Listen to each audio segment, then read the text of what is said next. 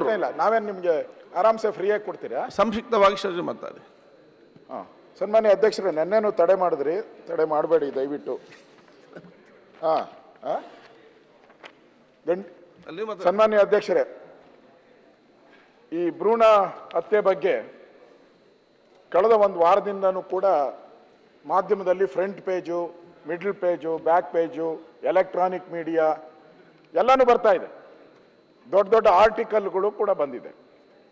ಇಷ್ಟೆಲ್ಲ ನಿನ್ನೆ ವಿಧಾನಸಭೆಯಲ್ಲೂ ಕೂಡ ನಾನು ಪ್ರಸ್ತಾವ ಮಾಡಿದ್ದೀನಿ, ಇದನ್ನು ವಿಧಾನಸಭೆಯಲ್ಲೂ ಚರ್ಚೆ ಆಗಿದೆ. ಇಷ್ಟೆಲ್ಲ ಚರ್ಚೆ ಆದ್ರೂ ಕೂಡ ಇವರು ಎಷ್ಟು ಬಲಾಢ್ಯರಿದ್ದಾರೆ ಅಂದರೆ, ಬೆಂಗಳೂರಿನ ಕೂಗಳತೆ ಇರುವಂಥ ನಮ್ಮ ಶರತ್ ಅವರು ಹೇಳಿದ್ರು,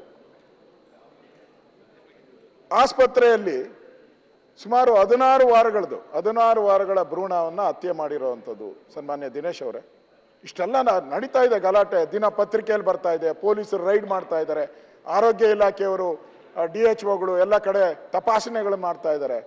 ಇಷ್ಟೆಲ್ಲ ಆದ್ರೂ ಕೂಡ ನಮ್ಮ ವಿಧಾನಸಭೆ ಬೆಂಗಳೂರಿನ ಹತ್ರ ಇರ್ತಕ್ಕಂಥ ಈ ಹೊಸಕೋಟೆಯಲ್ಲಿ ಆಸ್ಪತ್ರೆ, TG ಆಸ್ಪತ್ರೆ, SPG ಆಸ್ಪತ್ರೆ, ಅಲ್ಲಿ ನಡೆದಿರುವಂಥ ಘಟನೆ ನಿಜಕ್ಕೂ ನಮಗೆ ಕಾನೂನಿಗೆ ಎಷ್ಟು ಗೌರವ ಕೊಡ್ತಾ ಇದ್ದಾರೆ ಇವರೆಲ್ಲ ಅಂತ ಅನ್ಸ್ತದೆ. ಅಂದ್ರೆ ಎಷ್ಟು ಬಲಾಢ್ಯರಿದ್ದಾರೆ ಅಂತ. ಕೋಟ್ಯಾಂತರ ರೂಪಾಯಿ ಸಂಪಾದನೆ ಮಾಡಿರೋ ತಾವು ಹೇಳಿದ್ದೀರ, ಒಬ್ಬೊಬ್ರು 5 ಕೋಟಿ 6 ಕೋಟಿ ದುಡ್ಡುಗಳನ್ನು ಲೂಟಿ ಮಾಡಿದ್ದಾರೆ ಈ ಹೆಸರಲ್ಲಿ. ಇದಕ್ಕೋಸ್ಕರ ಆಸ್ಪತ್ರೆಗಳನ್ನೇ ತೆರೆದಿದ್ದಾರೆ ಅಂತ ಪತ್ರಿಕೆಗಳಲ್ಲೂ ನಾನು ನೋಡಿದ್ದೀನಿ. ಇವತ್ತು ಆರೋಗ್ಯ ಇಲಾಖೆಯವರೇನು ಇದನ್ನ ಕಂಡುಹಿಡಿದಿಲ್ಲ, ಆರೋಗ್ಯ ಇಲಾಖೆ ಏನು ಸರ್ಚ್ ಮಾಡಿ ಕಂಡುಹಿಡಿದಿರೋದಿಲ್ಲ.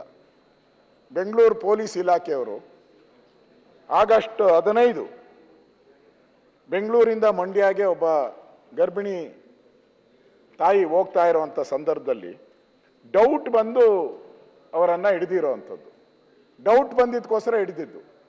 ಡೌಟ್ ಬಂದು ಹಿಡಿದಾಗ ಆ ಸಂದರ್ಭದಲ್ಲಿ ಗೊತ್ತಾಗಿರೋದು ಇದು, ಇವರು ಸ್ಕ್ಯಾನಿಂಗ್ ಕರ್ಕೊಂಡು ಹೋಗ್ತಾ ಇದ್ದಾರೆ, ಭ್ರೂಣ ಹತ್ಯೆ ಮಾಡಕ್ಕೆ ಕರ್ಕೊಂಡು ಹೋಗ್ತಾ ಇದ್ದಾರೆ ಅಂತೇಳಿ ಗೊತ್ತಾಗಿದ್ದ ಹಾಗೆ.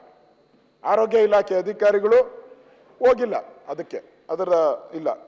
ಇಡೀ ಆರೋಗ್ಯ ಇಲಾಖೆ 27 ವರ್ಷದಲ್ಲಿ 87 ಕೇಸ್ ಹಾಕಿರೋದು. 27 ವರ್ಷದಲ್ಲಿ. ನಾನೇನು ಯಾವುದೇ ಸರ್ಕಾರ ಅಂತ ಹೇಳಿಲ್ಲ. 27 ವರ್ಷದಿಂದ 87 ಪ್ರಕರಣಗಳನ್ನು ಕಂಡು ಅವರು ಕೇಸ್ ಹಾಕಿರೋದು. ನಾನು ನೋಡಿದೆ, ಒಬ್ಬೊಬ್ಬ ಡಾಕ್ಟ್ರು ಕಾಂಪಿಟೇಷನ್ ಅನಿಸ್ತದೆ ನನಗೆ ಗೊತ್ತಿಲ್ಲ, ಅವಮಾನ ಇದು. ಒಬ್ಬೊಬ್ಬ 300 ಭ್ರೂಣ ಹತ್ಯೆ ಮಾಡಿಸಿರೋವಂಥದ್ದು, ಒಬ್ಬ 200, ಒಬ್ಬ 300, ಒಬ್ಬ 400. ನನಗನ್ಸ್ತದೆ ಈ ಭ್ರೂಣ ಹತ್ಯೆ ಅನ್ನೋದು ಕೊಲೆ, ನಿಜವಾಗೂ ಕೊಲೆ. ನಮ್ಮಲ್ಲಿರುವಂಥ ಮೂಢನಂಬಿಕೆಗಳು, ನಾನು ಅದನ್ನ ಒಪ್ಪಲ್ಲ.